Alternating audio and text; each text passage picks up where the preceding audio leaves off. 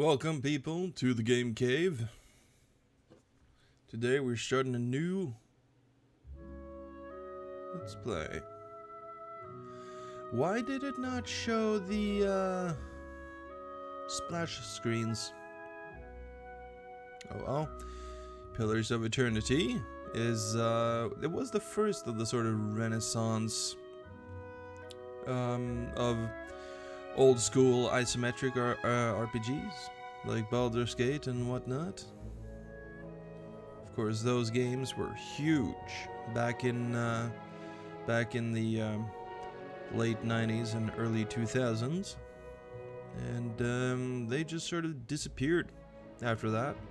After BioWare went in a different direction, went all 3D on us. I don't approve, but in the end, we ended up with Mass Effect, which wasn't half bad, and Dragon Age, by the way. So this game was kickstarted by Obsidian Entertainment. They wanted to see if there was still a market for these sorts of games, and there were, fortunately. So here we go. It was also published by Paradox Interactive. Incidentally, the people who also published Tyranny. There's a Let's Play of that on my channel, although I'm taking a bit of a break from it because it makes me feel like crap every time I play it. Such a horrible game. Or the choices. The game is good, by the way, but it's all about being evil, and so, you know, it's hard to sit down and enjoy a game like that for me. Now, I was thinking of playing on Path of the Damned difficulty, but the thing about Path of the Damned is that the NPCs, the companions that you meet in the game, they are not min-maxed in terms of their stats and whatnot. So, and you really have to min-max if you want to go on Path of the Damned. There is, fortunately, an option to hire on adventurers, just like generic NPCs that you control that does not have any personality or anything like that, but I am hoping to show off some of the side quests and stuff during this LP, and the companions have, well, personalities, and so that's cool. So hard difficulty suited for Infinity Engine veterans who are looking for a challenge. That sounds about right. Survival requires micromanagement and optimization of stats through items, spells, and abilities. Holy shit. Also, I think we'll enable expert mode. Expert mode disables a number of helper features in the game. Players who want to rely on their own faculties and intuition while playing the game should play on expert mode. This option, this option is selected when you're starting a new game. It cannot be enabled in-game, and if disabled, cannot be re-enabled in the game. I think we'll leave that off. It's not going to spoil anything for me at any rate. I've played this game before. Obsidian Entertainment presents Pillars of Eternity.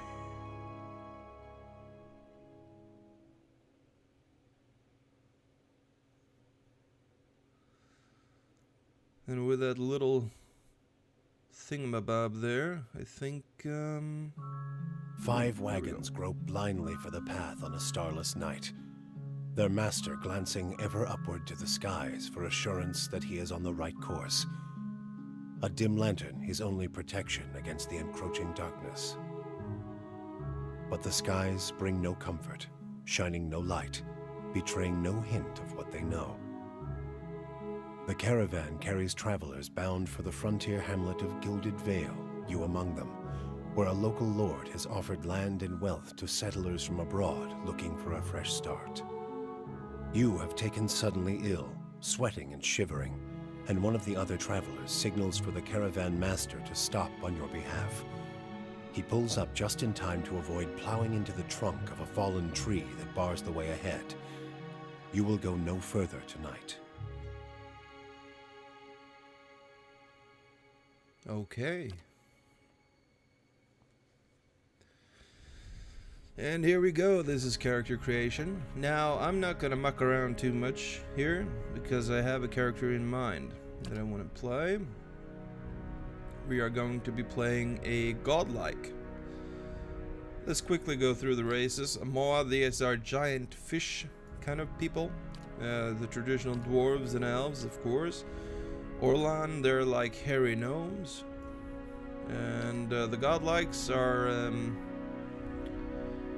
infused with, yeah, they have been blessed with physical aspects associated with the gods. So they're like Arsimar from the Dungeons and Dragons setting.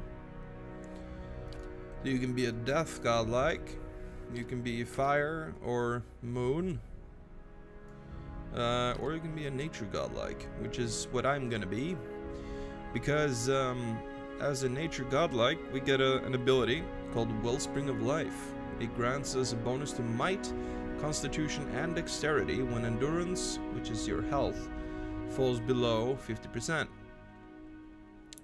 That's going to be key to our build. Now, since we're going to be playing a big brute, we're going to select the Amoa body type, so we get to be all huge. And we're going to be a barbarian. What makes barbarians good? They have very high endurance and very high health. Health is like your endurance is like your health within the fight, and then health is like your overall health. It all makes sense once we start playing. Of course, we can't really hit anything. We got average accuracy and we got low deflection, so we will be taking some hits. But that's fine because we got a high HP. We're also going to select Frenzy.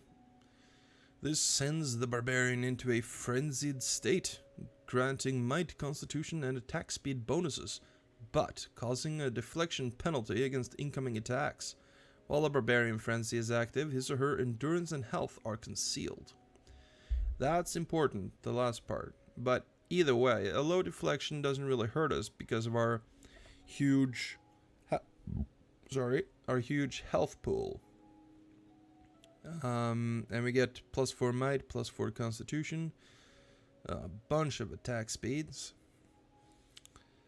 And it will also help us trigger our racial power, which is we get stronger when we're below 50% health. Now, of course, the health being concealed is tricky, but because we get an ability once we are below 50%, it will help us gauge our health a little bit.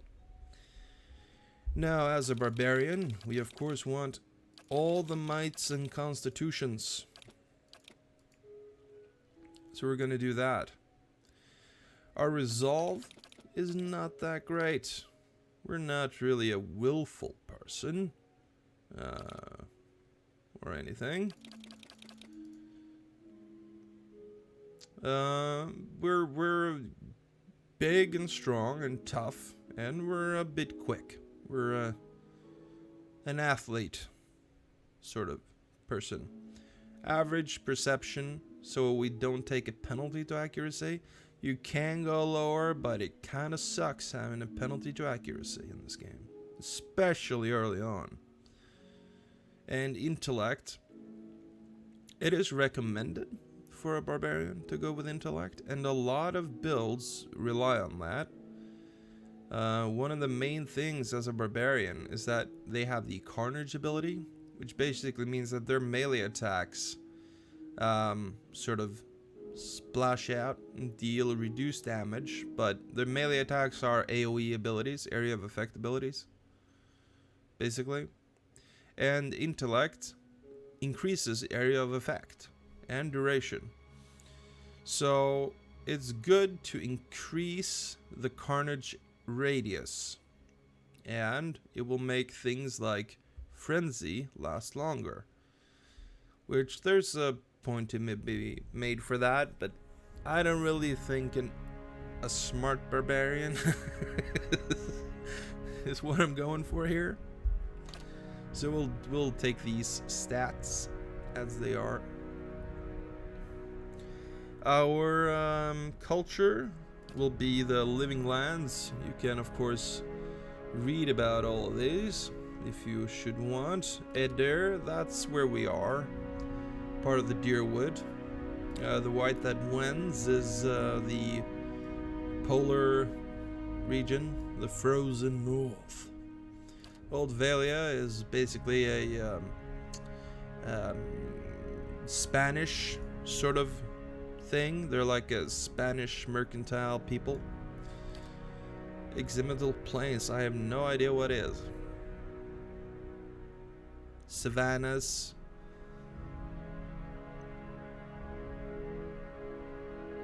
I don't know.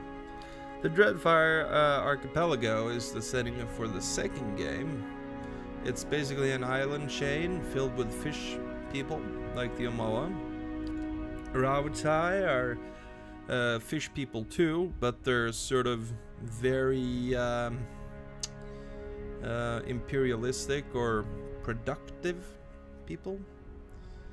But we're gonna go with the Living Lands because it fits with our race. This is a mountainous region of large northern island, renowned for its diversity of plant and animal life. Its weather is unpredictable and its ecosystems vary dramatically from valley to valley.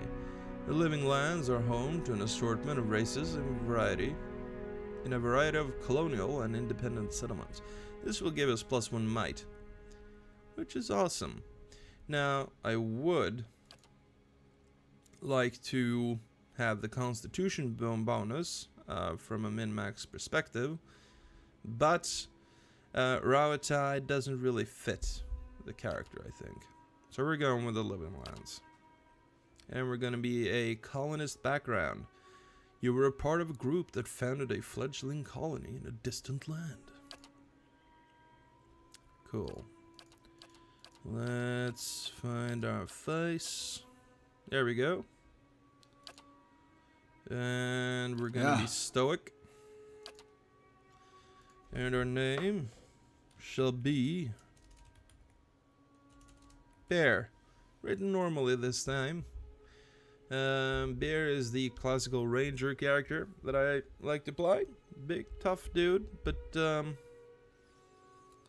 you know, also very naturey. But it fits with our race. So let's do that.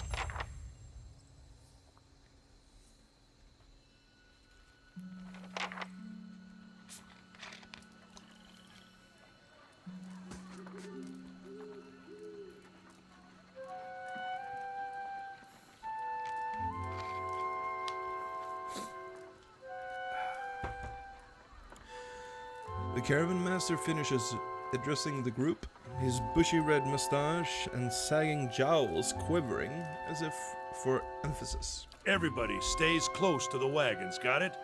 Stay out of the woods, and beasts take you if you were planning a stroll through those ruins up there.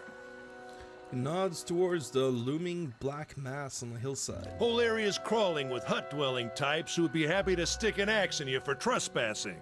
So mind that you don't track mud on their sacred blazing rocks. Tonight, everybody stays put, and in the morning we'll get the path cleared. Gilded Vale's less than a day out. Understood? At last, the caravan master turns to you, frowning as he looks you over. Touch of the rumbling rot, could be. There's a stinging beetle round here, carries it.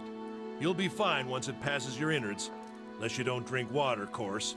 In which case you'll be dead in a day. Well, that's reassuring. There's a berry grows in these parts, small and pink, called a springberry. About the size of a fingernail.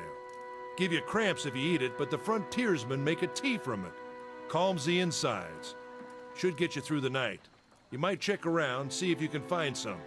Meanwhile, I'll see if we can scare you up some water. I know you want to hunt before it gets much darker, but see about refilling our water first. Got a sick one here. Right, Odima looks over his shoulder to his assistant, a lanky, intense man called Sparfle. So that's who he was addressing there. Sparful nods and slides the worn bow over his shoulder.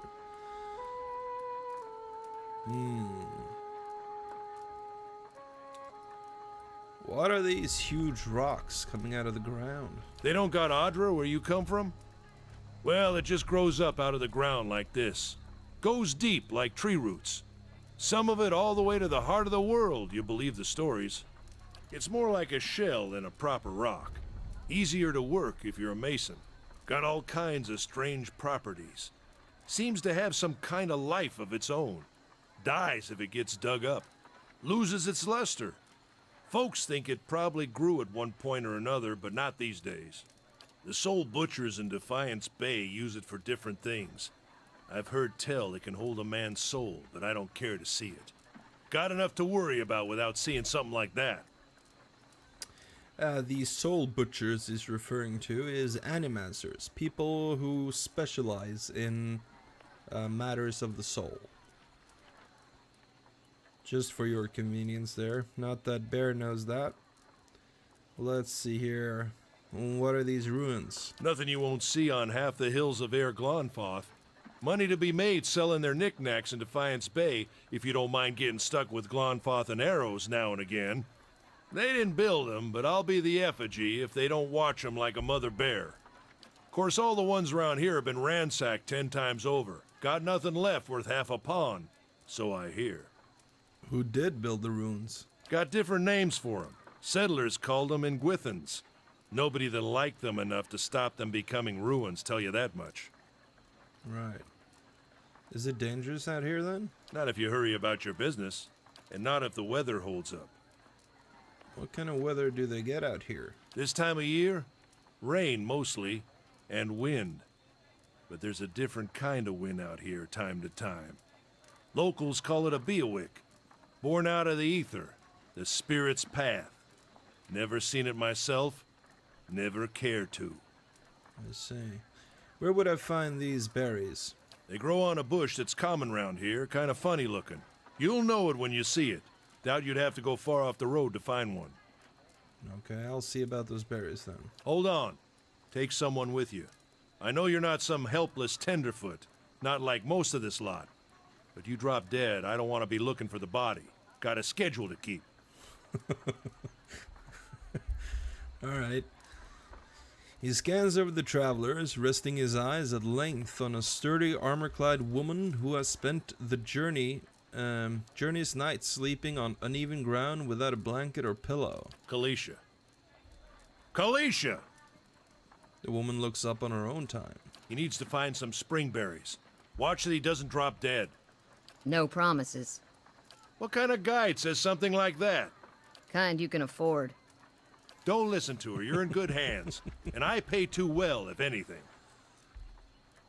Alright. Off with you. Hayden should have supplies. See that you're equipped before you head out. We're in harsh country. Get your berries and hurry back. And if you get so much as a tickle of wind, you drop everything and you run. Something in the air tonight. If it's a Beawick, we'll shelter in the ruins. Hut dwellers be damned. You heard the man. Let's get going before you keel over. Alright. Yeah. Cool. So eventually, I do plan Anyone on... need supplies? I've got sundries for sale. do plan on dual wielding. We do start with a greatsword though, which, you know, that's good because we have a high might. And so, right, our base is 14 to 20, but because we have a high might, we get 18 to 25 damage. And whenever it says slash pierce, right, then it chooses the most effective type based upon armor. There are 3 different armors in this game. There are blunt damage, slash damage, and pierce damage. These are the different damage types. Also, it says accuracy versus deflection. Deflection is your chance to avoid getting hit, and accuracy is your chance to, you know, hit. Easy. You also got fortitude down here, which makes you tougher against like physical things, like getting knocked down and getting stunned, you know, stuff like that. Reflex is good against area of effect abilities, and also things like getting stabbed in the eyes or whatever, you know, getting hobbled, shit like that. And will is your resistance to magical abilities that sort of screw with your mind. You also got damage reduction. That is exactly what it says. It's a straight malice. So it's good to have a lot of damage reduction. The more you have, the better. You'll live longer. Also, we have nothing in our stash.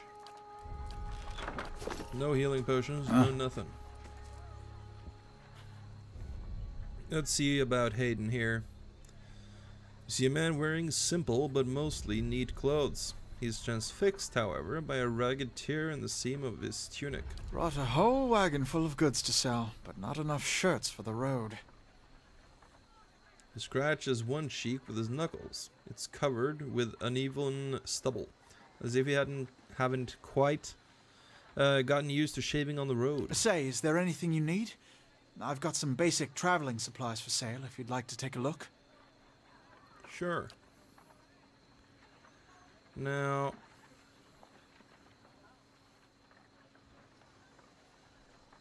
we have 100 gold here. Can't quite afford the healing potion,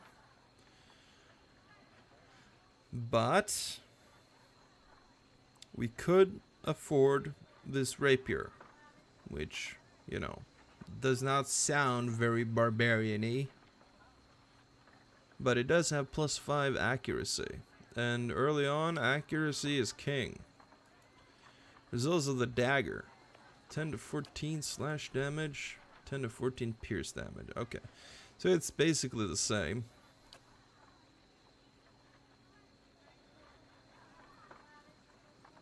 I don't know. You know what? I'm gonna purchase a dagger from you. Thank you. We'll use our two-handed weapon for most of the time.